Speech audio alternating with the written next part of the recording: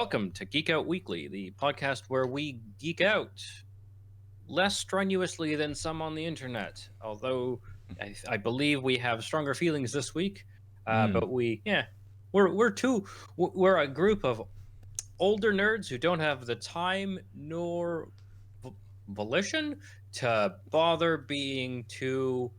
But we still watch nerd stuff and have opinions and a history with genre culture.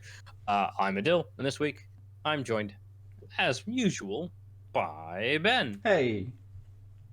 So Ben, do you remember what our homework was this week? I do. I did it right at the last minute last night because that's me pretty much with any homework that's ever existed for me. Yes, it was, as people viewing us on Twitch will see, a lovely image of a golden Gal Gadot, Wonder Woman 1984. Correct, I think. Good. I watched the same thing as you. So Good. Everything went well. Yeah, so I didn't have as much of a plan this week because I thought maybe we both clearly had feelings about this, and I thought maybe we would start with just a quick what you thought of, if you recall what you thought of the first one, general thoughts about this, and then we can kind of meander in and out of characters, plotting, editing, and then I think I want to reserve some time to make sure we cover what we liked about the film, because I think it's very easy to get trapped in criticism once you start. Yes. And I think we both commented that there is a good film somewhere in this. Is sort of our main takeaway. But I just was curious what you thought of like the first Wonder Woman film. So I tried to think of this when the film started up last night, and I watched it with my wife. So we both sat there and thought, what did we think of the last film? And neither of us could remember what had happened in the first film. And a little bit started to kind of come back and be like, oh yeah, this sort of happened. And I think I enjoyed it when I watched it, but I've never returned to it. And it was forgettable enough that I haven't wanted to revisit it before knowing I was going to watch this, and not really thinking I needed to because of that huge kind of jump in time. There are a few things which maybe people should know before they go into this, sort of characters and things like that, but it's not it's not a direct sequel as such. It doesn't follow on from the events of the first film straight after. But yeah, the first movie was, I think, enjoyable, but quite forgettable. Yeah, okay. It's interesting. So I really liked it. I thought it had some Act 3 problems.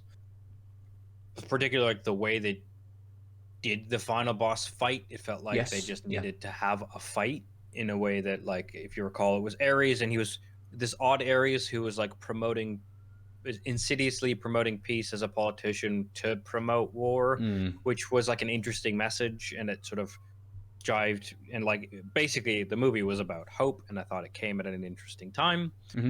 Really liked it. I liked almost all of it except like at 3 when they sort of when they came back from the war, like the stunning action scenes and hope that came from like where she crossed no man's land, like fantastic piece of superhero filmmaking, one of the best. Like, just does all the superhero things and is interestingly placed in time, etc. And then the Ares fight just sort of became a bloated CGI smash 'em up. And I didn't feel like the sacrifice of Chris Pine, Steve, Steve Trevor. That's why my brain was like Trevor. No, that's not right. Was just not. It felt very much like we want to do this rather than we don't want her to be like stuck with this love interest from World War One, and also she doesn't age, so we'll just like have this self-sacrifice. Didn't quite work, but overall, really liked the film. I haven't gone back to it, but now when I think about it, when you said that, I'm like, oh, I haven't gone back to almost any superhero film of the past 7 years, something like that. Really liked Guardians of the Galaxy 1. I think I watched it once in regular and once on a plane kind of thing. But like for a long time, I've just enjoyed these as like one-offs. So, okay. Now, what did you think of World War 84. It's got some problems. Um, Most films have conflict, or is that not what you mean? no, not quite. I think it summed up my feeling very well with how I felt with the opening of this film. In that the first, well, maybe 10 minutes of it is a young Diana competing in a challenge, let's say. It's like American Gladiators triathlon sort of Yeah, thing. yeah, against lots of older competitors.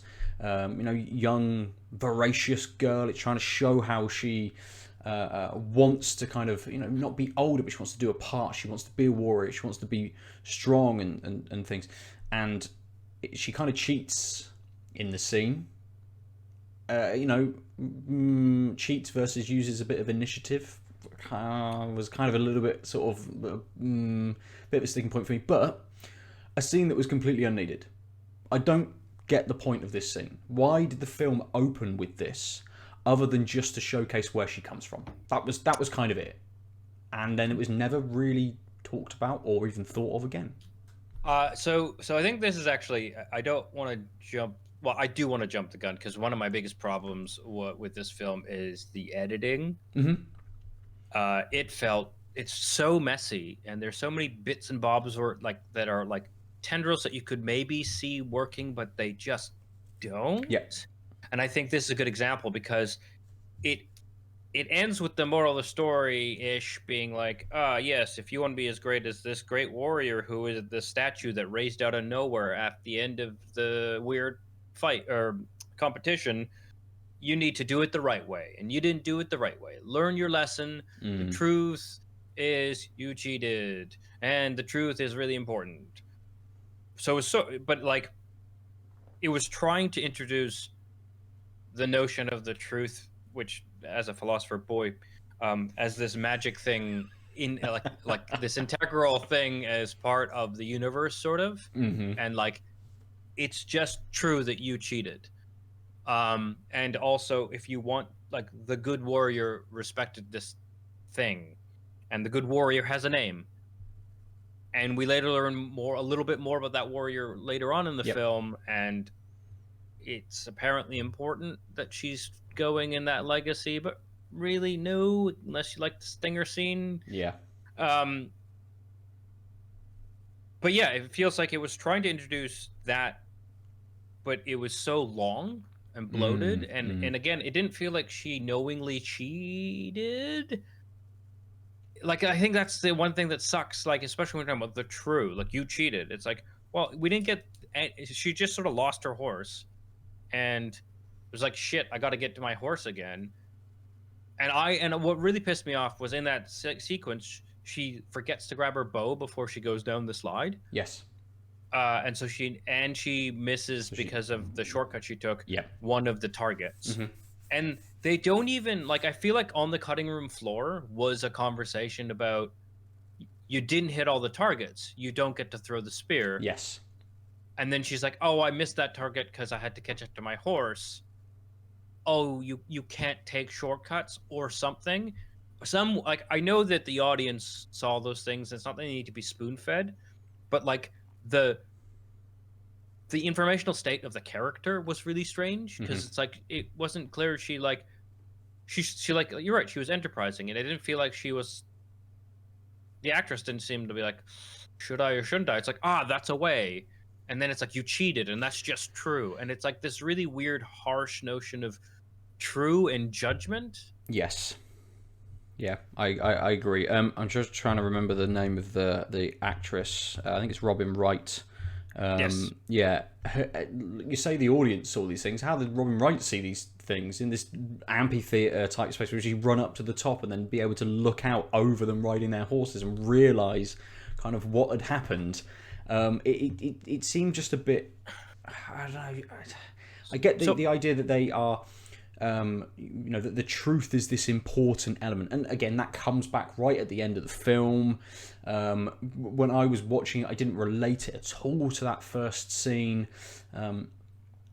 but it could have been so much more live and hammered that point home in a much better way than it did. Completely inconsequential challenge. He just goes, the truth's pretty good, right? It's that is what we should sort of strive for. Like, it would have hit home if someone had died as a consequence of her lying or something like that. Something a bit bigger and monumental to think. Or okay, if she had said she did it, or she had lied. It doesn't even have to be something of. I think that's my problem with the fact that she just seemed to be like, shit, how do I catch my horse? Oh, there's a culvert, essentially, right? Yep. Yeah. But then Robin Wright acted like it was a known shortcut in this race. Because how else could she have done it? It's like, or she could have just missed her shot and not realized it. Yes. Yeah. Because from Robert Wright's perspective, that's sort of, either of those make sense. And I think that's another thing that I have a problem with. So pacing wise, and a lot of the things that happen in this film are like, well, this is what we kind of need to happen. A lot of plot armor going on. And I think, tell me if this makes sense to you. It feels very much like comic book logic in a lot of the scenes where it's like, really? You're like, oh, that happens on colored pages. Yes. And it feels like someone saw that you were allowed to do those things as a trade-off with your message or your theme on the page, and so they tried to do it on the picture, but you don't get to do that. In fact, that's why comic book movies from 20 years ago were kind of not great, was because they didn't adapt to movie language. And it feels like this is trying to be fun, lighthearted, and hopeful like Marvel movies, but not understanding the movie part of the Marvel movies. Very much. There's lots of scenes in this film which do that, absolutely. The flying scene in the jet with Steve, where they're going through the fireworks, which is just kind of like, oh, I get the idea, but blah. There's where she realizes she can fly. It's just like, I mean, there are so many of these scenes where it's just like, oh, okay, cool, that's happened now. Sure, let's go to the next scene. Yeah, I was like, that happened now. Sure, is a very good encapsulation of most of this movie for me. Yeah. So I was a big fan of the Christopher Reeve Superman movies. And this feels like, I mean, plot-wise, it feels like it's aping Superman 2, the one that Richard Donner sort of half did. With I thought of that, yeah. I mean, losing powers in order to be with your loved one is the essential thing, but then having to sort of give up your happiness so you could fight the big bad. Classic, right? Yep. Cheetah is Zod. Hashtag Cheetah is Zod. But it's also Superman 3, the terrible Richard Pryor one, because it's by someone. It's like a bunch of weird hijinks that's like really dumb, because it's like they have kind of contempt for or a lack of understanding of comic books and movies. It's like comic books aren't just zany, stupid things that don't make sense. Yes, there are some, but there's all this plot armor and stuff, and her lasso just does everything it needs to. Yeah. And it's just it feels so much like, well, comic books do silly things sometimes, so I'll just do silly things when I need them. I really feel like it's the worst part of making a comic book movie comic booky, even though I've been complaining for years that DC movies aren't comic booky enough. Speaking of monkey's paws, I made the wrong wish. I think the difference is that with a lot of the DC movies, they had gone, especially with Batman being so successful, the Christopher Nolan Batman trilogy being so successful, they've gone grit. It's gritty, gritty. We need this slight grounding in real world stuff, and then there's a Superman movie and they go, well, it's got nothing to do with the real world, so we can kind of make a darker version of a Superman movie rather than a more comic book version, which is what it should have been. And then they've continued along that, what's the one with all of them in Justice League? Again, Yes. another film where they're trying to ram as much grit into comic book as possible, whilst being over the top and not based on a billionaire lunatic who wants to fly Yeah. around at night. Like, it's like, here are these otherworldly and created beings, but there's still just darkness and dirt and grit and death and pain, and that's it. Yeah. Whereas, as you say, Wonder Woman tried to step away from that a little bit, and I'm glad to see that change in direction. Worked very well, yeah, in the first Wonder Woman film, but lost a little bit here, I think, I just mean, I because think of, as you say, because of the editing and the different scenes that kind of go on. yeah, I think you bring up a good point, which is like one of the problems is, and it feels kind of forced. Is that Batman, Justice League, and Batman versus Superman, both which had Wonder Woman in parts of them, right? Mm-hmm. Uh, exist, and one of the big points in Justice League was Wonder Woman was unknown in the 2000s. Yeah. So that's why in the like really seemingly fun, so the first scene in the real world is like a heist in a Mm-hmm. jewelry store that secretly holds black market goods in Oh, the did back you? room. I don't know. Is it a mall? Is it the 80s? There's no kind of scene shot at all, which would suggest that they're in a mall in the In 80s the as it's rammed in your face as much as Yeah, possible. I hated that. I hated it. yeah, I think that's my worst scene, just so. because it's like we know what this is. We know where you are. We know the time period. It's in the title. Yeah, so I think let's go with that point, and then I'll follow it up with the other one. Um, Sorry. so no, so much of that first chunk of the film, and then especially with the montage, which was kind of funny with Chris Pine's dress up, Yes.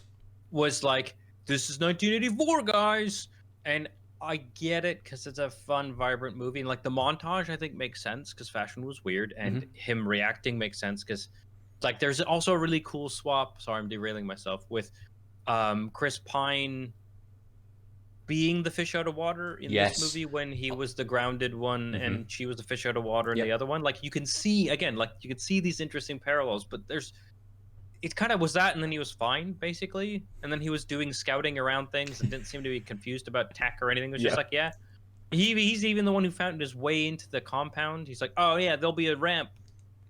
Like, how would you know the architectural And he can approach? just, obviously all planes are the same as well, right? Oh, that's a different. We got a. I got a lot to say about that.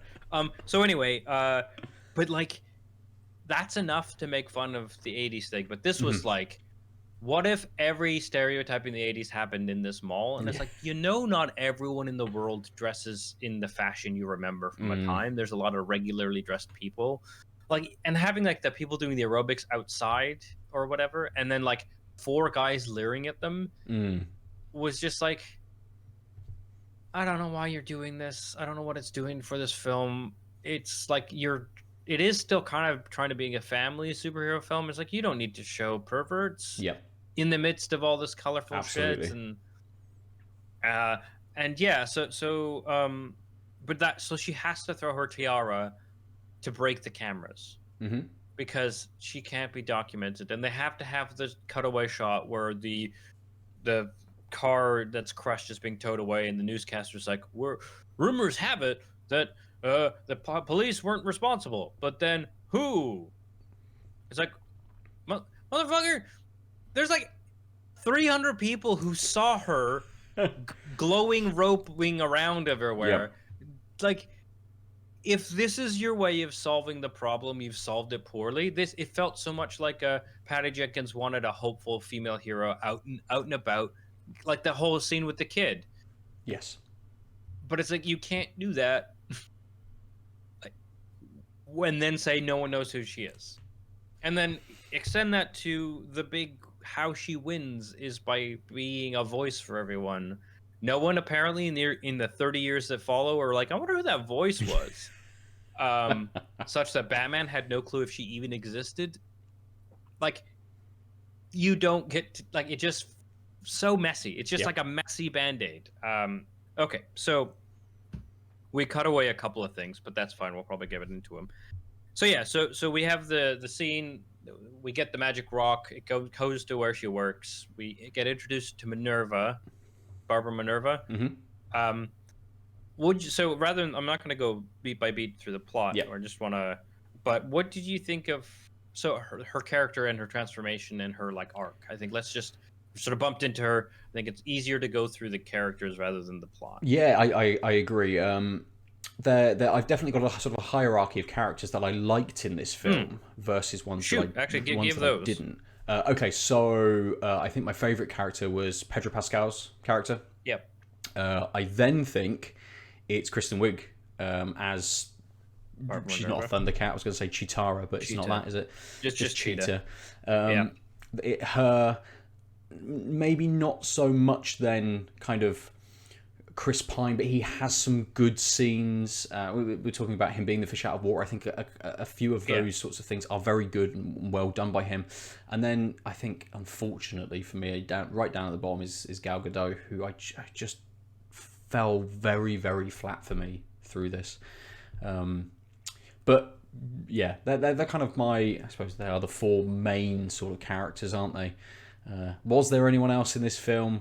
Maybe the that's body sort of swap guy, but he's not really. That was sort of one of the things. Is it's actually quite a small cast for a round the world trip thing, and I think it suffers for it. Although when I think about it, it's like, oh, I feel like maybe Wonder Woman needed more time for us to care about her struggle. Yeah.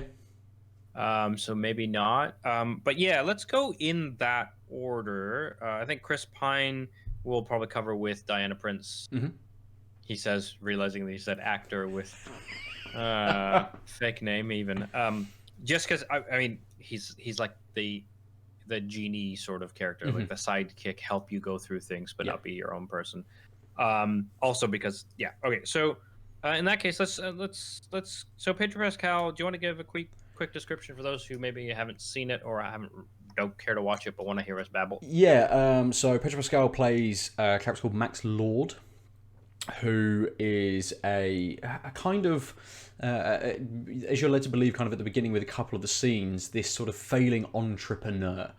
He's a TV personality. He's trying to get lots of money to dig for oil, and a lot of oil over the US, basically, in lots of places where oil, whilst they thought it was there, has all either dried up or hasn't been discovered. He's having trouble with his sort of like his financiers and people like that. But he has, for some reason, knows about this stone, which has been discovered, which was part of the one of the items taken in the heist. And he wants it. He wants the stone. So I think he goes through, the character goes through a very good transformation from sort of being this kind of guy at the start, which is presented as someone quite sort of confident, very out there, to seeing a little bit of his sort of his own issues, seeing kind of where he would like to be, and then just allowing that power to kind of, once he has it, to just take hold of him completely, and the way that he kind of goes through just wanting more and more and more.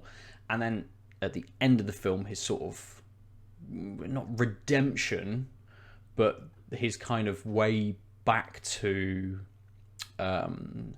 being like a human again, and not this all-consuming issue that he then has, I think works quite well. I think his arc through this film is my favourite, and it's Pedro Pascal plays it very well. He's hammy when he needs to be. He's angry when he needs to be, and that comes across really well. He's the final scene for him with his son is quite touching. He kind of reflects on what he's done suddenly. Yeah, I mean, I feel like that is clearly like what the movie wants, but I also felt like it was kind of messy because he really isn't in the film that much. We know he has joint custody. Yes, yeah. And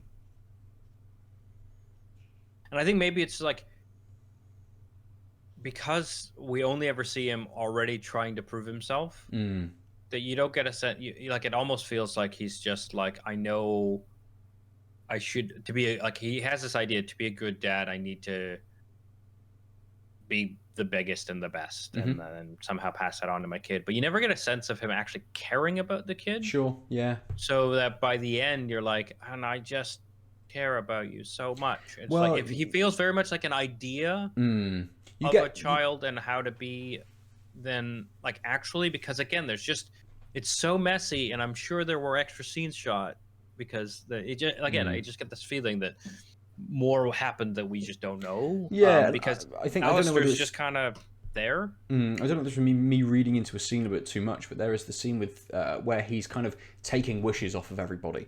So the idea is that he has got this stone. It's a wishing stone. He wishes to become the stone, the entity that powers the stone. Yeah. So then people can wish through him.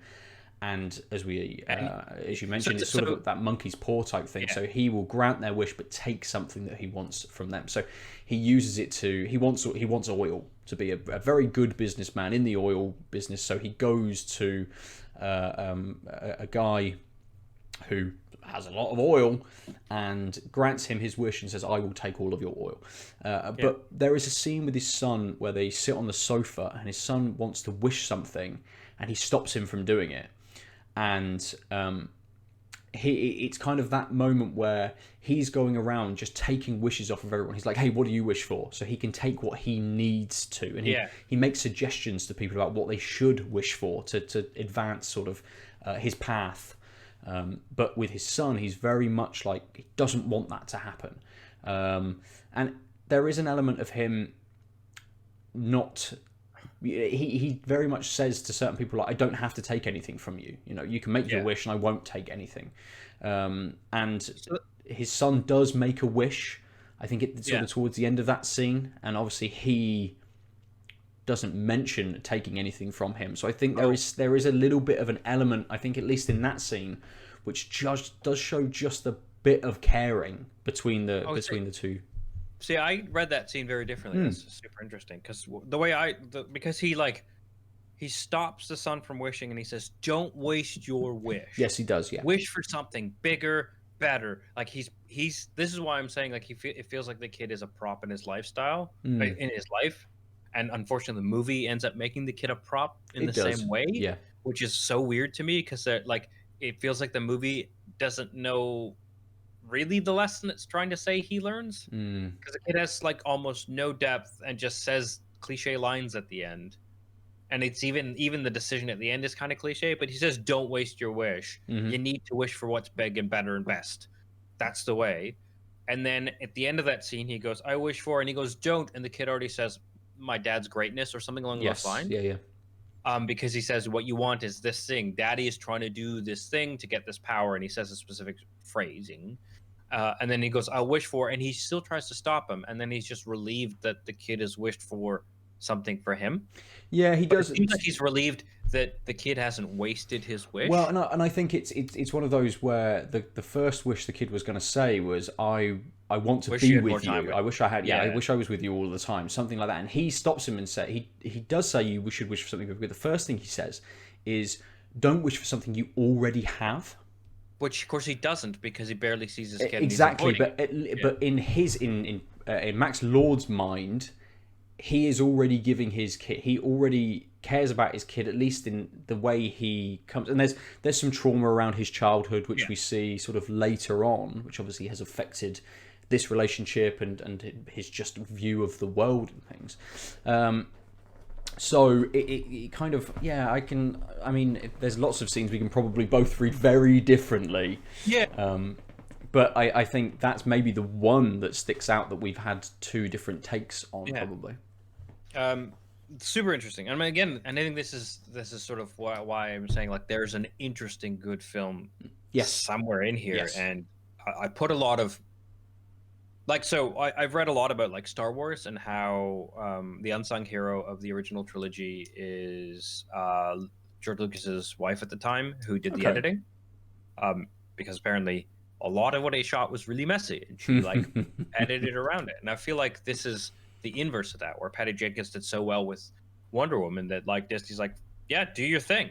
Yep. and no one was there to like rein in some of this or like get rid of some of the bloat and tighten it up. Because obviously some of the like again, and I think there's just too many threads happening, and so you can't cut this scene because then this thread doesn't make sense. But you're like, oh, but none of them really work Yeah. because it's too messy, and some of these are not even seeable as threads. And I feel like this is a case of, or at least it makes sense to me that like the editing wasn't really as harsh as it could be because of the like what we know about the Hollywood situation with this studio and Mm-hmm. like the fact that Wonder Woman was like, hey, maybe we finally figured it out. Patty knows what's up, even more so than Zach. Yeah. Um, but yeah, so with Pedro Pascal's character, he he suffers, right? He Mm-hmm. suffers from the wish swapping, or at least, so it's not clear whether it's the use of the power that is making him die or bleed slowly, or if it's just living as the Dreamstone is too Yes. much for him. And Yeah. again, Yeah. I feel like that's a bit messy too, because that's a thing. Even though I don't want to be spoon fed, I want to know if it's his which one of these is it. Just that he's granting wishes so fast, so frequently on his lust for power that it's killing him, and the only way to keep it up is to get more wishes to heal him, or Mm. is it that he only has so much time with the stone in him before he dies because he can't hold that much power? Because that really changes the motivation and how Very you read the much. character, And I and you think just there's, don't know. again, there might be a scene on the floor where there's a little bit more exposition given to the stone and to his want to get it. Like, how did he find out about this? Why has he been researching it like crazy? This kind of old stone, which they find out has been almost at the fall of every big Everything. civilization, which has had a catastrophic end to it. And it kind of there needs to be some kind of slight link there which have explained that a little bit better and given you a bit more motivation for why Pedro Pascal was looking for this very specific item. Yeah, I mean, exactly. And like, I also felt like this have to be the downfall of all these civilizations. This Mm. have to be this huge thing. But yeah, so he started out trying to like start an oil cooperative and failed Uh-huh. miserably by buying bad land, essentially Yeah. land with no oil. And then just Ponzi schemed some way around, hoping to figure himself out. Like, first of all, in 2020, it's really hard to be sympathetic to someone who, even if he had good intentions, still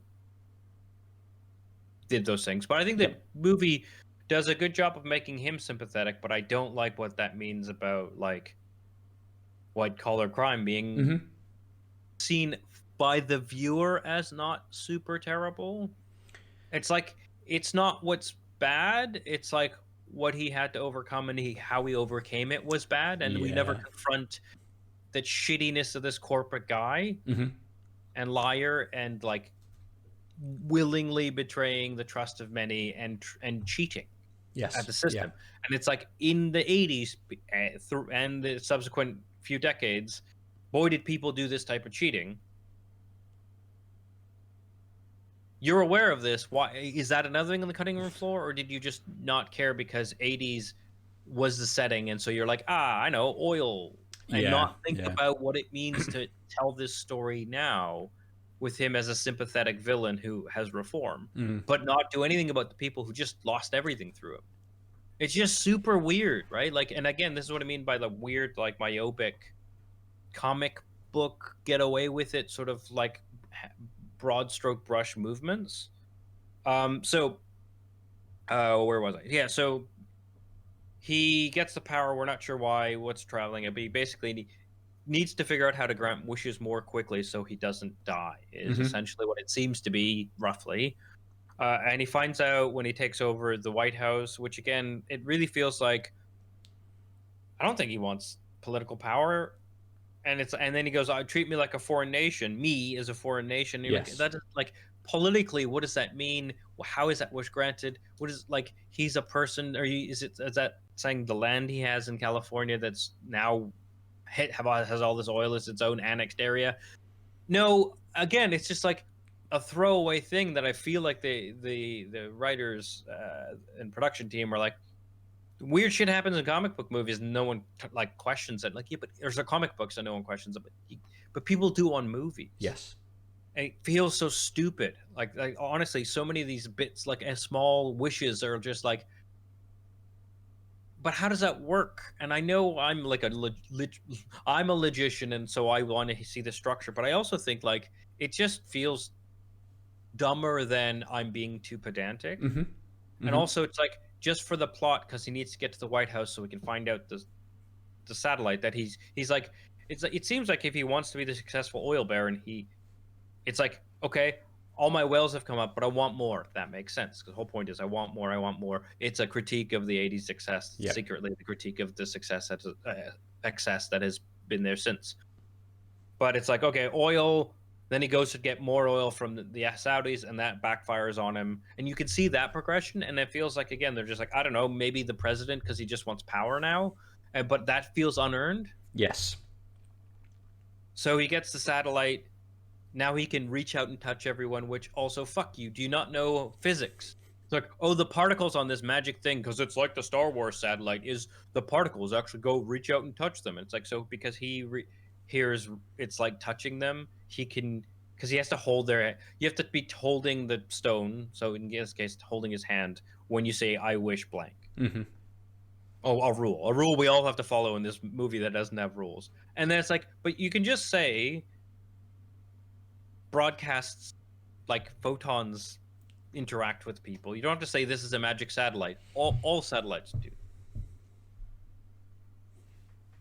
Okay, It's magic. so so I think I've rambled enough. Do you want to go through the since we're basically going through his plot, the big climactic scene? I think it would be worth tell us a little bit about it and what you thought about. Yeah, so That's the end of his arc, basically, as well. Mm-hmm. There's lots of stuff involving Barbara as well through this element, which Yeah, I'm well, sure so I we'll think come we'll to in a flip little back, bit. but I just mean the Pascal And arc. yeah, so Pedro Pascal then goes to this secret island space where they have this broadcast system, and he basically gets everyone to help him broadcast himself, going out across the world because it can go into every single electronic device ever. You know, it's on your little calculator and everything, and gets people to ask wishes. So all of these people ask wishes.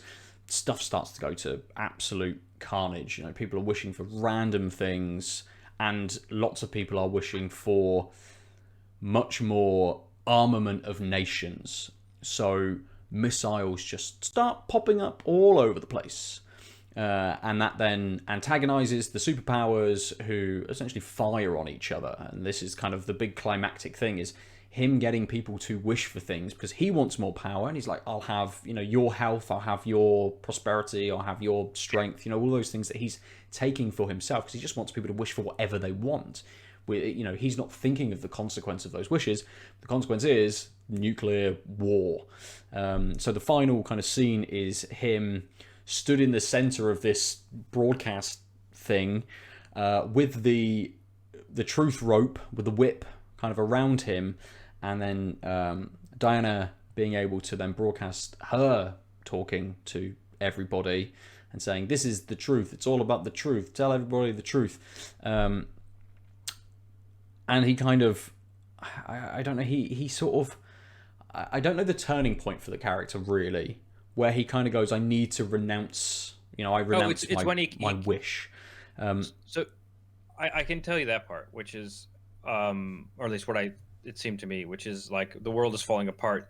She's talking about it. He's made aware of things, and then he looks for his son, but his son is somehow wandered away from the office into the middle of this weird he ran out of the interstate office because it was being exchange. invaded by people, right? Yeah, and but he made it all the way down the highway to like a big turnpike, so he's not near any screens or radios, and so he says, I can't find Alistair, I can't find Alistair. Alistair, where are you? And then she keeps talking, and then he flips his script. Yeah. So it's very much, I'm doing this for my kid. Oh, wait, I can't find my kid. Where is she's he? talking about how there's consequence. Yeah. Anyway, continue. So he has that kind of that moment, and then he just sort of renounces his wish and flees and goes because he needs to find his son. And everything, all the missiles that have already been fired explode in the air, and things start to disappear off of the maps and stuff, and everyone's just like, oh, okay, I suppose it's not happening anymore then, sure. Yeah. Why not? Except it did happen because Alistair's still in the middle of rubble and stuff. And so this by far, so the lasso is worth its own little chunk, but this kind of defies logic in the meta sense of the series that it's ostensibly a part of, like the universe. Yep. And also just what happened. Mm. Because it feels very much like they're, again, Superman 2, except in Superman 2 it defies physics because Superman just flies backwards around the world to spin it backwards, and that changes time. Okay, that's fucking stupid, but maybe that's a rule of physics in this world. It's very hard to suspend your disbelief if you know anything about physics, but that's just a thing you chuckle at, right? Mm-hmm. You're just like, that shouldn't be how you turn back time, but you sort of buy that he turned back time. But in this case, it's like, how does renouncing my wish for more nuclear weapons? Because no one's wishing for new things, right? How does the president's like, I wish I had more nukes so that I could I wouldn't have to worry about being on par with the bad guys. Oh, yep. Right. And then they see the them, bad or guys. the Soviets see those and say they have secretly made so many more nukes. That's like launching a nuclear weapon because it's aggressive. So they launched a nuke. That is literally the claim this president's advisor has. Which, okay, that's not how mutually assured destruction works. It's not like, oh, we were always equal. We always had the exact number totals, and then if at any point someone had one more, I would have launched the nukes and killed everyone in the world. It's again so stupid. It just thinks so little of the actual politics and the viewer that you could just throw this stuff out. It's like, oh yeah, of course. Then the Soviets would get angry and launch nukes. Okay, but fine. So the president renounces his wish, so all the extra nukes disappear that he wished for. Yep. Soviets have already launched their nuclear weapons, and those just explode. Well, I assume they must renounce their wish as well. I think well, they must have done. I suppose they must have wished for more. That's what I mean. So they wished for more nukes, but yes, the nukes that already existed, which had then been fired. I mean, we're kind of led to believe, I suppose, that only the new ones were fired because they were so much closer, even though one in Moscow was fired.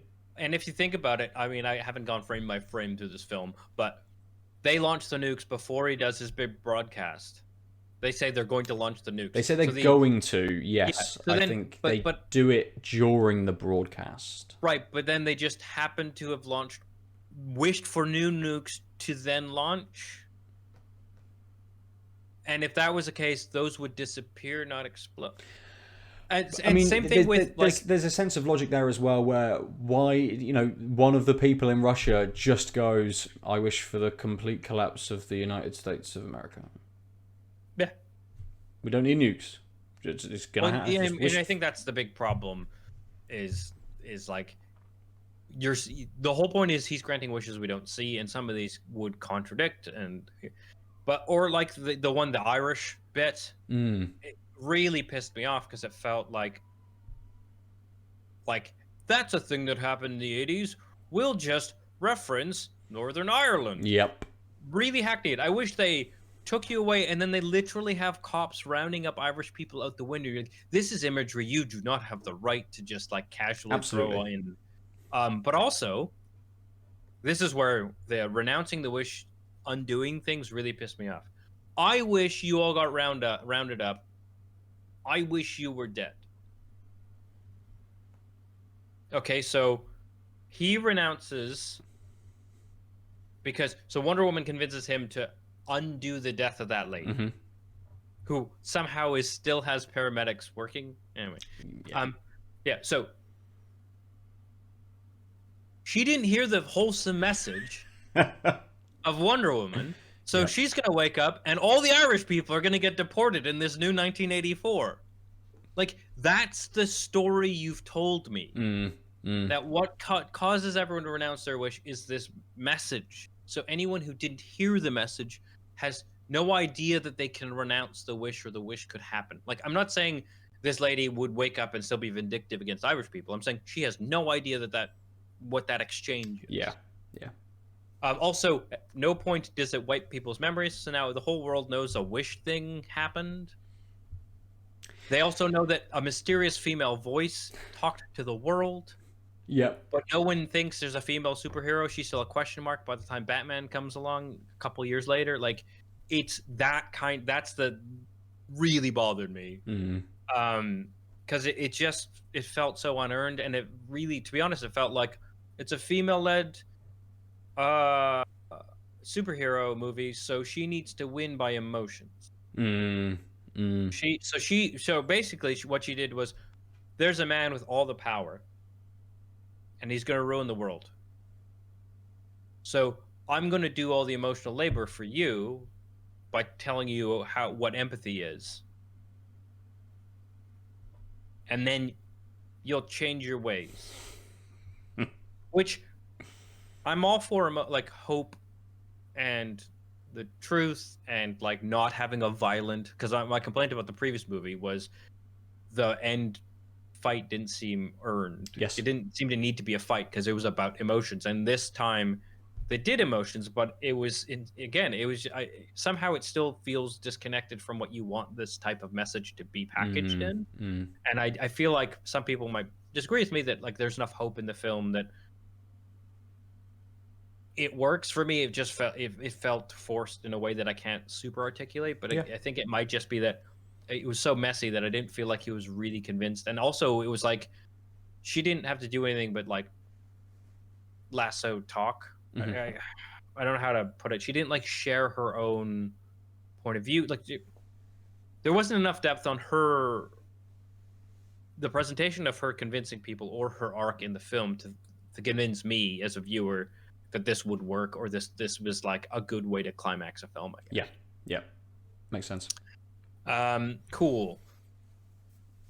Let's see. Okay, so you liked Barbara. I actually liked her more than Pedro because of the problems of. So I felt like the kid was used too much like a playing card than a full character, and that different. I think the interpretation of that scene that we had different interpretations is probably what made me think Barbara was a more interesting character. Yeah, and I think her transformation is quite slow as well. For the first sort of half of that film, after she's made her wish, transforming into her discovering that she's a little stronger and those sorts of things is quite a slow build for that. And then suddenly, sort of more towards the end, when she starts to lose her kind of emotional connection and her empathy and things like that, then suddenly we go from her being, good at kind of fighting, and that scene kind of in the White House, and then the idea that she wants to be this apex predator, and suddenly she's completely transformed into a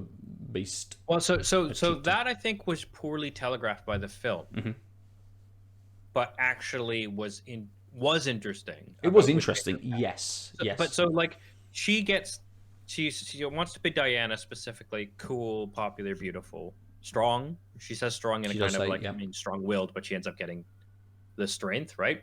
And you get the sense that even if Diana hadn't traded her powers by accident to the stone, because that's the Superman 2 thing, right? She would have still been able to go toe to toe with Cheetah, like the wish granted, like, Wonder Woman's strength and abilities, right? And she stays like that throughout the film. After, like, it takes her a couple of days to ramp up to the White House level power level, which, nitpick number 47. These are the only wishes that don't really happen immediately.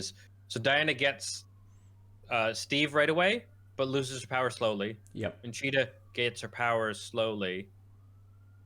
And then when Diana gets rid of Steve, her powers come back like that instantly. Yeah. And it's that plot armor of, it makes for a better story if she's confused on why, like, she suddenly gets shot and it doesn't get repelled. She gets kind of hurt and she's struggling with the powers, but you just can't do that if everything else isn't indicated that way, right? Yeah. Like, the Wells, she's like, I want the Wells to be successful. All of them strike oil within a phone call. The time of a phone call, it's already happened and been reported and stuff. Then it's an instant thing, not a slow decline thing. But because it's more interesting, we'll just let these two characters have a more interesting path I guess. Anyway, Yeah, so yeah. but Pedro Pascal says, "Hey, Barbara, I'm feeling generous. Mm-hmm. If you had another wish, what would it be?" And he can't give two wishes. And some people on the internet were complaining about why there's a second wish and there's not. What Because he gets, so what happens is when he's in the satellite room, he says, "I'll take your life, blah blah blah. She'll have your rage, she'll have Yes, your she power." does. And Yes. like it's if you miss that line, you don't get what's happening. But she becomes an apex predator because she's gaining power from that stream of wishes really quickly. Mm-hmm. But her actual arc is like a couple of days of I can walk on heels, I feel badass, I look great at a party, to as soon as she basically has like this sort of dark streaks in her hair as well, she's stopped improve, like she has all her power. Mm. And that's why at the end, you see when everyone's renouncing the wishes, you see her not dead, and Yes. she's reverted to that level with the streaks in her hair because Pedro's renounced his wish, so he's presumably undone all the wishes he's granted, Yes, and but so not he's the given back the previous rage and the apex wishes. predatorness. Yep. Yep. Yeah. So like that actually makes sense. It's just that's a thing you have to dig for because Mm-hmm. it's a little messy. Yeah, yeah. But yeah, so she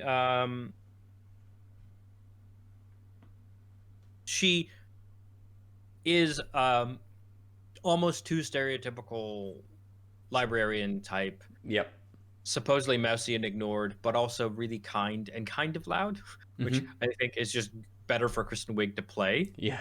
I'm fine with that, right? But it's just like there's no way no one knows who you are in the office, like, um, and then she becomes popular and she's strong, and you get the sense that like I mean it's very tough. What she lost was her humanity and her brightness and vibrance. Essentially, what Diana tells her, but also Mm-hmm. what you see, right? Like the fun has been drained out of Yeah, her. absolutely. Um, and I think it's that why I really like it is because when everyone's renouncing their wish, you pointedly don't see her do it. Mm-hmm. Um, but it makes sense because she gave away her humanity, and what made everyone renounce their wish was this call for empathy, Yep. which she has literally lost the ability to feel or tune into. Mm. Which is why she fights Diana and protects Pedro, even though he's destroying the world, because she just wants what she wants, and she's like, "It's me, and if I can survive in this hellscape that you're making, cool. If I can thrive in it, definitely." Mm. Um, so that's why I thought hers was like the most three-dimensional arc. Yes. Yeah, yeah, yeah. And part of that is because they didn't need to change anything for the ending where everyone else's kind of falls apart. Because her ending is there is no ending. I'm not going to change because that's what my arc says. Yep. Yeah. So I really liked it, the arc. I liked the CG of her. I was surprised. Yeah. I do like the way they used her outfit to color her when she was then in her cat predator kind of form. It's almost like the coat had just absorbed sort of into it, and she took on the patterning of the coat that she was wearing. Yeah. Which I really liked as well.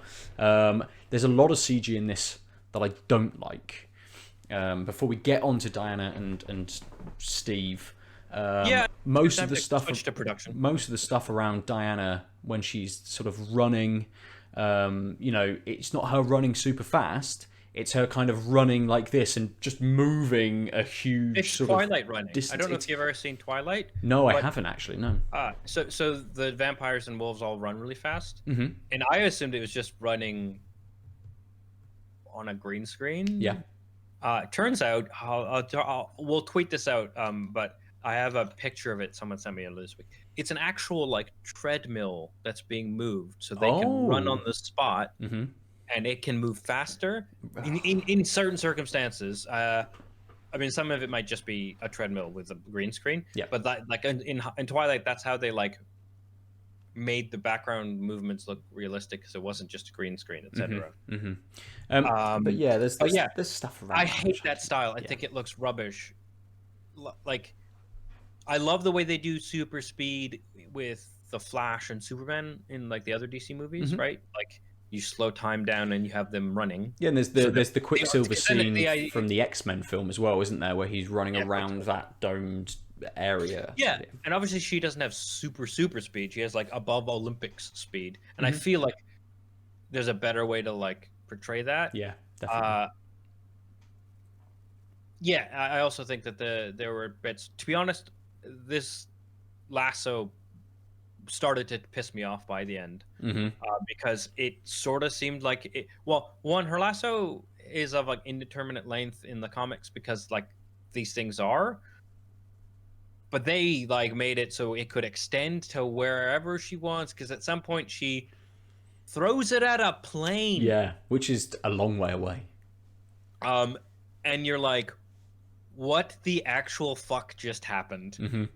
And then the plane like kind of drags her a bit, and then she immediately lets go. And like, I get that swinging around the mall, like in that scene, I was kind of like, oh, it's longer than I thought. And then like she can like randomly split it to hit two people and grab them, and you're like, that's a bit much, but okay. And then it keeps doing things like she can like poke people with it. She can like, She it's can no, grab it's doing, lightning. yeah. I mean, I was like, it did too many things, and like the worst part is it's a major plot point in the comics that it's the lasso of truth. Yes. And the one time they mention the truth part, she makes Steve like grab it, and then she flashback memories a little slideshow of this old warrior who helped them escape when man was like when they were to Themyscira, whatever Yep. how you call it. And that's a neat way of doing exposition, except that's the only time you like it's no, the lasso now also does magic picture shows. Yep. It's a knowledge of it. It has all history within it as well. Yeah, but Yeah. and like it isn't a projector. Like it's like again, they didn't actually do the work. It's like the lasso of truth, so it can show you truths. Like no, it makes people tell the truth.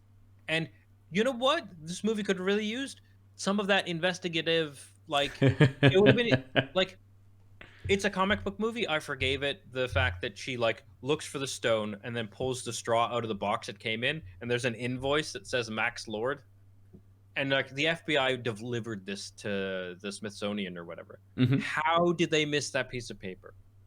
Like I would have rather her like she could have had to like meet a guy and truth him to be like, who was this for? Yeah. So and then again we talked about it. She just like lassos the ankle of Max when he's walked into the beam of the satellite because the camera got broken. Also doesn't make sense how that maintains his connection, except again visual comic book sci-fi thing. There's a beam, so I guess he can walk into it because it looks Cool silhouetting of him. Yeah. But again, it's like just like this is a neat visual. Who cares if it means nothing? And we won't even explain how. Like anyway, and somehow she can project her through lassoing his ankle while he stands in the beam. She can now talk to everyone on the planet. Sure. Except Alistair, because he's not within Yeah. No one seeing a screen. Yes. Yeah.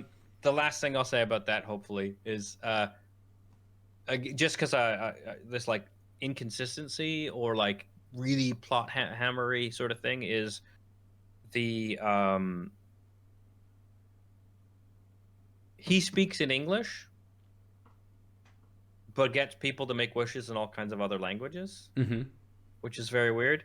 And at first you're like, okay, whatever, maybe they're just not thinking about languages. But then in the renounce wish montage, people renounce their wishes in all kinds of languages, and you're like, fuck you, movie. Now you're telling me you know that language is an issue, but they heard it in a yeah. And but yeah, it's just this magic beam that can get to every screen technology just being, and radios and stuff, and like none of those broke in the mayhem, so that most wishes, I guess. So like it feels like it paints a picture of a bunch of wishes didn't get renounced, but enough did. Yes. So the world didn't collapse. But then we don't like then there's no repercussions in the scenes afterwards. Some people just got their wishes, and I guess Pedro Pascal might have a better kidney than before. I don't know. It bothered me. Anyway, so that was the Barbara arc, but mostly again whinging about inconsistency. It's the messiness just bothered me a lot last night. What was Wonder Woman's arc?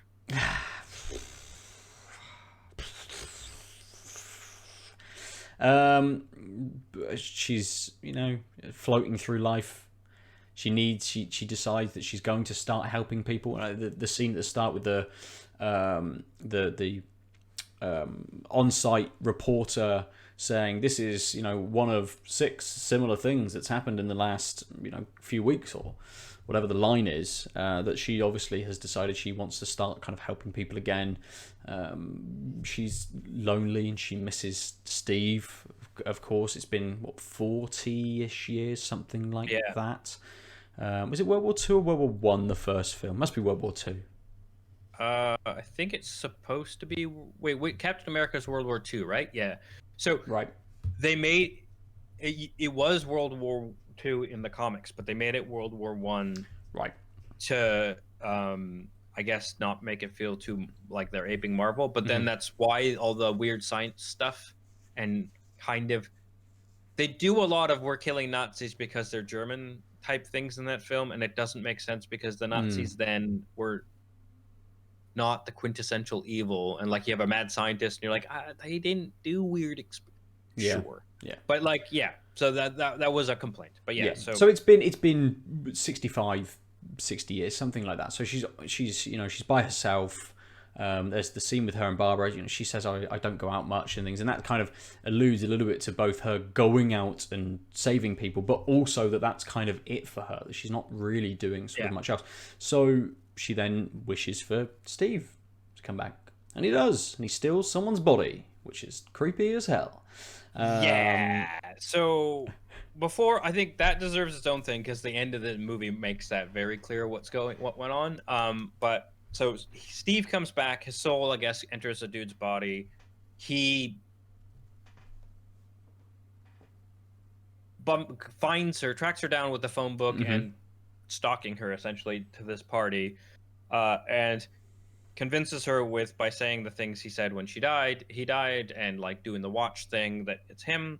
And then we do a 180 pan shot, and then the actor is replaced with Chris Pine.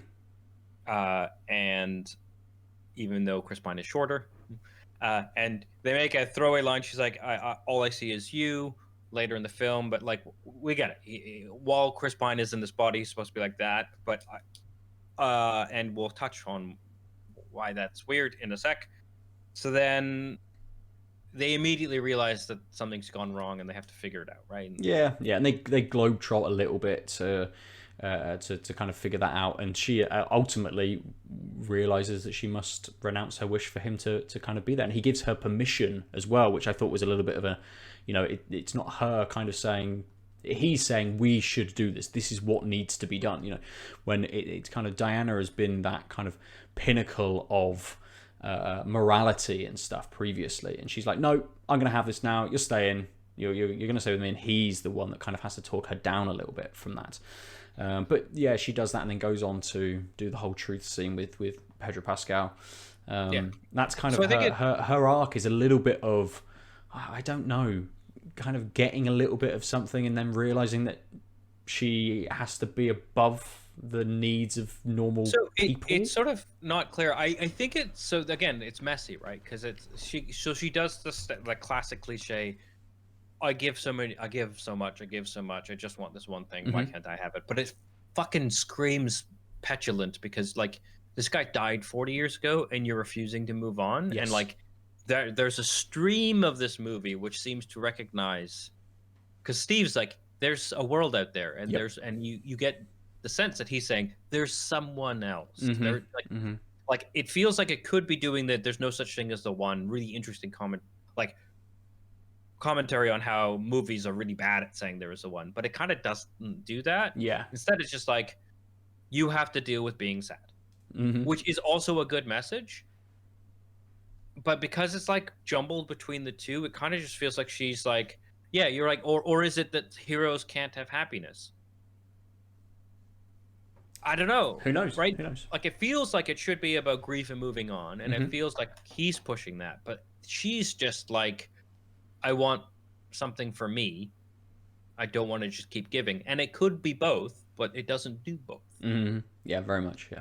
And so I called him the genie character, because like, he's essentially just there to help her move on from himself and realize that she can be okay without him. But he has no fucking existential crisis about coming back from vague memory of heaven or having to die again. He has nothing but you need to figure this out. I'm okay. Like he is so purely fine with everything and here just for her that like he's not a real character. Yep. Yep. Which Yeah, is why there's no sense. There is that sense from him in those scenes where he is astonished by certain things. You know, they go to the is it part of the Smithsonian, the Aerospace Museum? Yeah, and he's astounded by kind of aerospace. It makes sense. Good exposition for that character. For them, also it reminds you that she knows him and loves him because she's like, this is where you would want to go. Yes, very much. It's like hey, we should probably figure out why this stone was able to bring you back. Let's just have a little detour to the museum first and just go and see some stuff. And you'd be astounded by an escalator and the metro system. The escalator really pissed me off because like he's not an idiot. He lived in the world of machines. Yeah. Conveyor belts definitely existed. They just were not as mechanical or widespread. Like, or wow, that's amazing. But being like, how do I walk down it? Like a child figures that out. He's a grown man. Movie, respect. This sort of like anyway, yeah. Yep. But as we say, he just comes to the end and he's like, there's no I also want to live in this world. I want to be with you. I want to be with you is the missing part, I think. He has no struggle with her love, which again makes it feel weird because it feels like she's loving the ideal of him. And like not really loving him because there's not enough him to love. I don't know. It's super. Maybe just because like I've my personal history with my own love life and stuff, but like and people and pedestaling and whatnot. But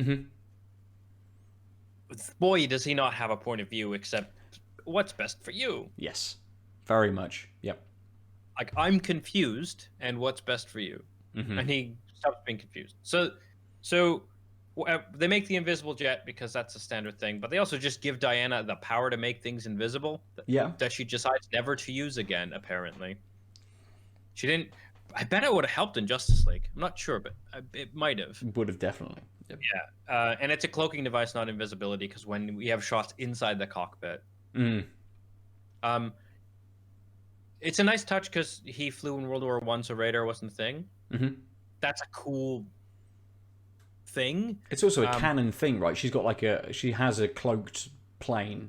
Well, it's invisible. Yeah, that's it's invisible, a thing. and like to all the things. Yeah. Although hilariously, in a lot of cartoons, it's her. Visible,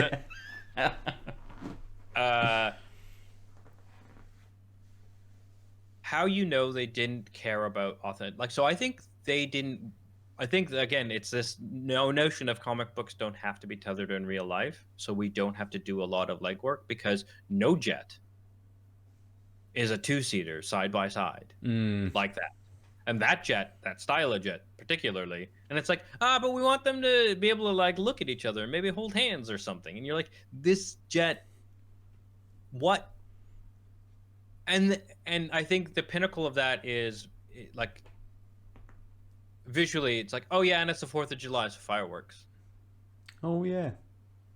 And she even goes, oh yeah, the 4th. And he's like, oh, the 4th of July? It's like, no, you have your Casio watch. It has the date on it. Also, you traveled through time, and you got in someone's body, and you cleaned his flat, and you looked around. No calendars. At no point did you check the date to figure out when in the world, or you're like, hey, Diana, when you bumped into her, so what exact time period is this? Oh, it's 1984. You'd say that they, like, and again, there's no other telegraphing in the rest of the day they had that it's the 4th of July. Yep. And that's what really bothered me, because it was just like, you just wanted to have fireworks. And so you just said 4th of July.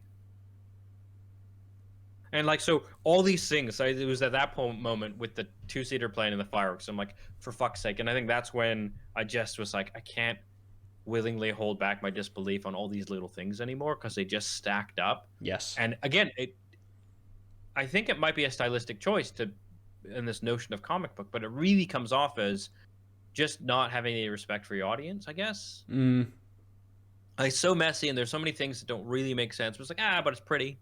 yeah. And that scene is like, it doesn't make sense that they wouldn't know it's the 4th of July, but it's pretty.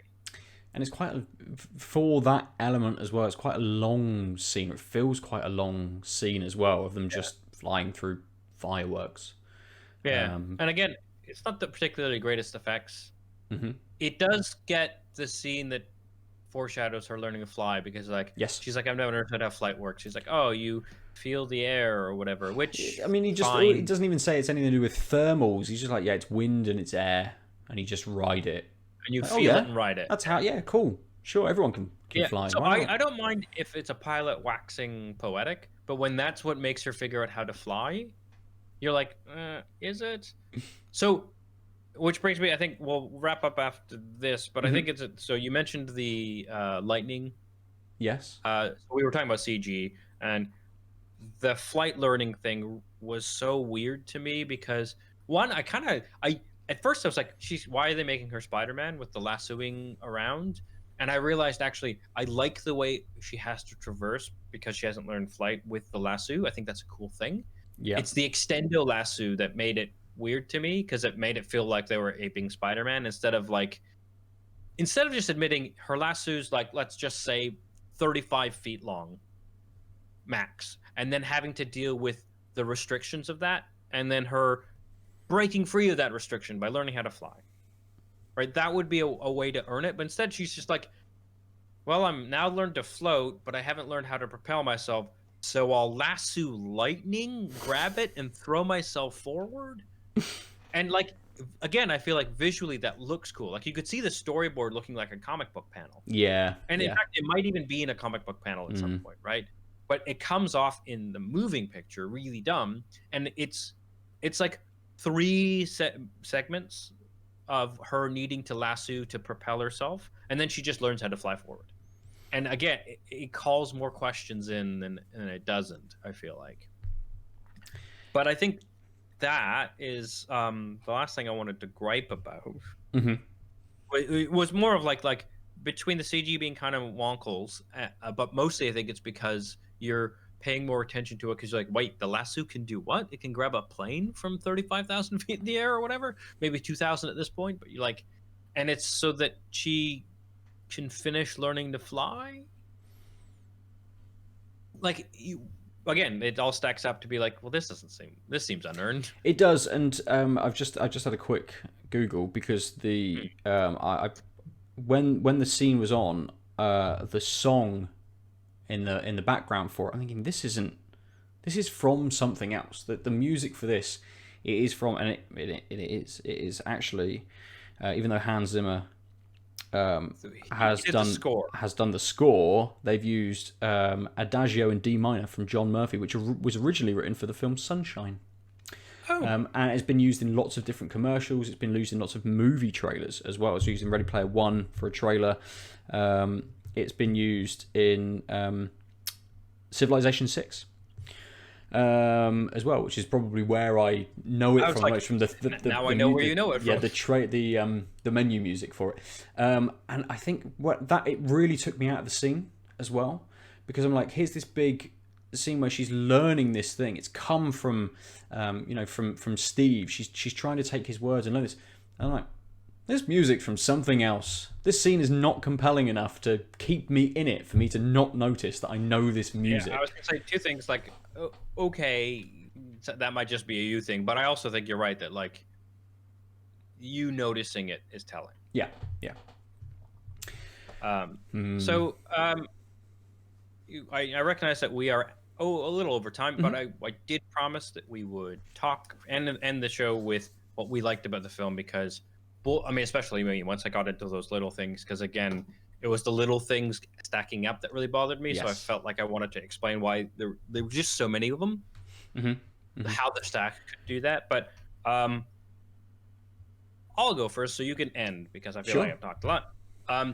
I liked the notion of hope, especially in 2020. I liked the idea, like the message she says over the lasso satellite intercom.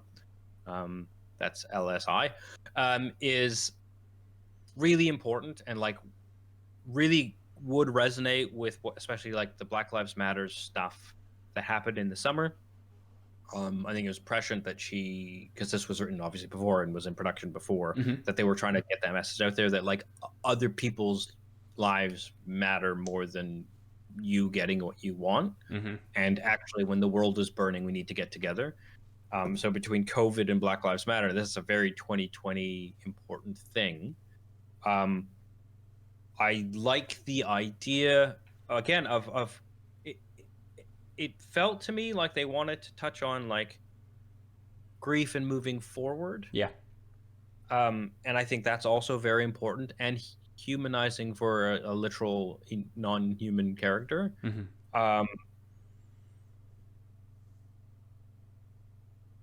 The no, that was gonna be negative. It's just it's a shame. So maybe there's a way to cut some of this more streamlined, but I think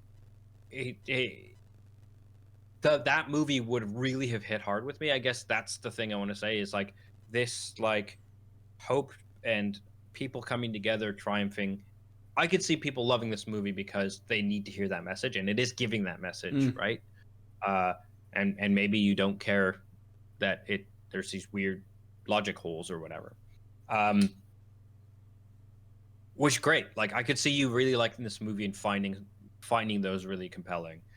And also the other thing is like, even the amount of people, the sheer number of people who passed away last year because of COVID. I think also that like notion of wanting a lost loved one back and then realizing that you can't. Yeah.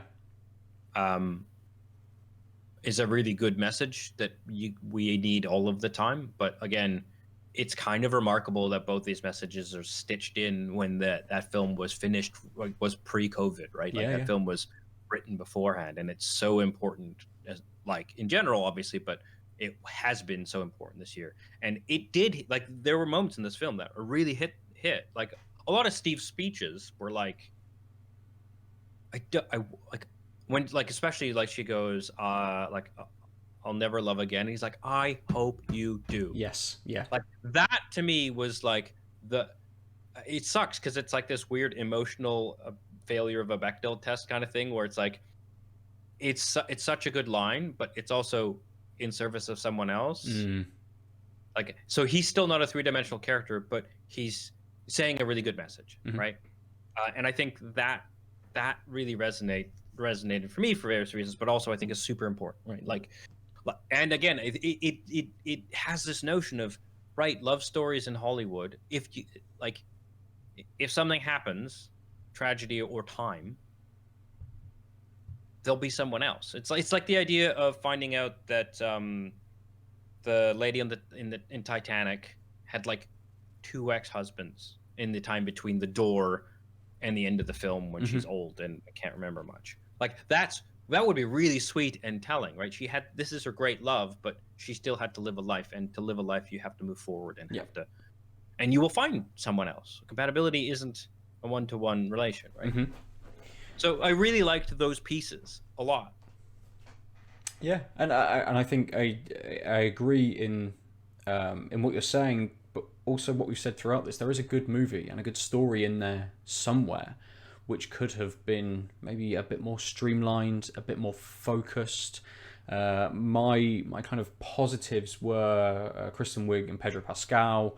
That the arc of both characters, but the way that they were portrayed by them, I thought they were acted very, very well by both of those characters. And those who sort of stand out characters for me, even though they are the sort of antagonists of the movie. And yeah, the idea that there is something kind of not greater than us, but that there is some kind of hope in the world when all of these things are kind of going wrong, and the notion that the population of the world, or most of the population of the world, decided to renounce what they really wanted for the greater kind of good. And it's all trying not to be negative. Yeah, there's a good message, which is bogged down a little bit. There's good characters, which are hampered slightly.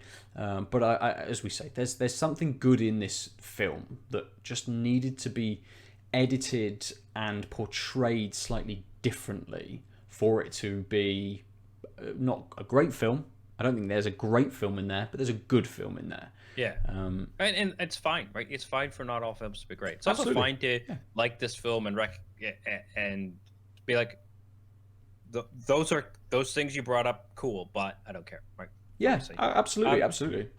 I lied. I said we'd end on a hopeful note, but we have to at least acknowledge that the body swap thing is creepy as all hell, and there's a bunch of commentary online, so we don't have to, like, enough people have talked about it, but basically they have a bunch of sexcapades and adventures and risk this dude's body continuously throughout this film, and he gets his body back when the wish is renounced. And it's one thing to do all that and not acknowledge it, which is shitty, but like they put a hat on it because at the very last scene, is Christmas time all of a sudden. Yeah.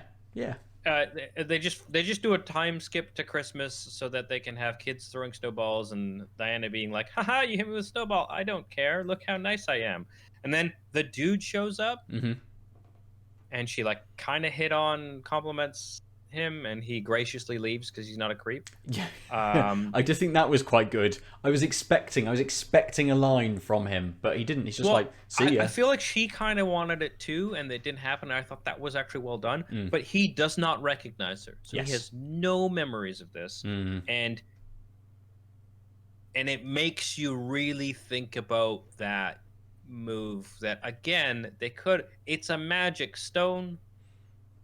If you're going to make all these ascientific concessions to this particular thing has particles that touch people, even though all EMF goes through people and touches them in the requisite sense. And if you didn't think all EMF did that, there's no way to make a thing that did that. Like, really. Why would you make this choice? Like, audience, just think about what it means for a body to be taken over, used for physical danger and sexual escapades, and their memory wiped. And to do that and acknowledge it at the end by him not... It's not a question that he didn't remember it, because all that other stuff is still terrible, but it somehow makes it way worse. That you've very openly acknowledged he doesn't remember.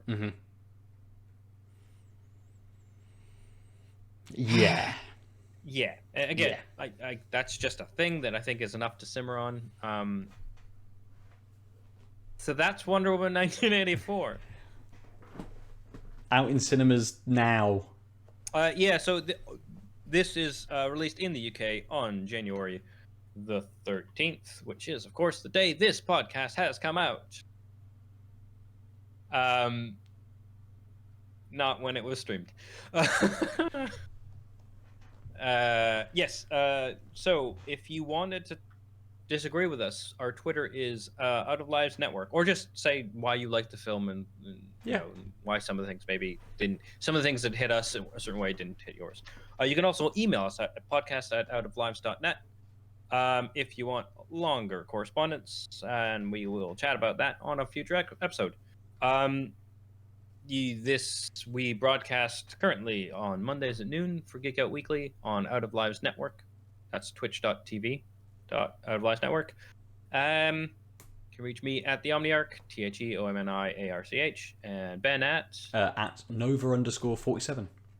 And you sometimes do other things on Twitch on the Out of Lives channel. Yes. What are those? On a Wednesday, I occasionally play a game on my lunch break. I started Doom Eternal last week. I'm probably going to do another hour of Doom Eternal. It was fun, so why not kind of continue that?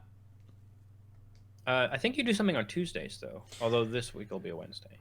Oh, yes, it is a Wednesday this week. So, yes, you and I are joined by Lucy on a Tuesday evening, normally, to have a few beers and talk about what we've been playing. And general gaming culture, or anything interesting in the news if we haven't managed to play anything. What is that called? That is called Tanked Up.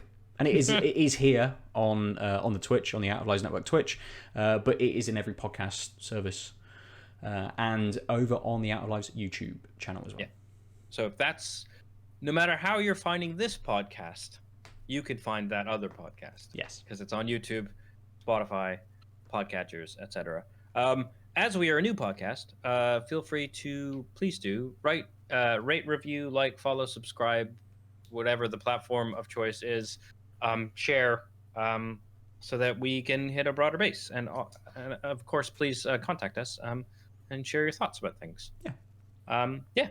So that's been a slightly longer than our usual hour. But it's because I whinge a lot, isn't it? That's okay. Sometimes it's needed. Yeah. We did a little bit as well with the New Mutants a few episodes ago. We seem to be doing something we love, something that didn't quite hit. Something we love, something that didn't quite hit. Yeah, well, I don't know what we love, but we'll find out next week. For another week, I've been Adil. I've been Ben. Bye-bye. I don't know why I changed up the bye thing, but definitely threw you for a loop. Anyway, bye. See ya. www.outoflives.net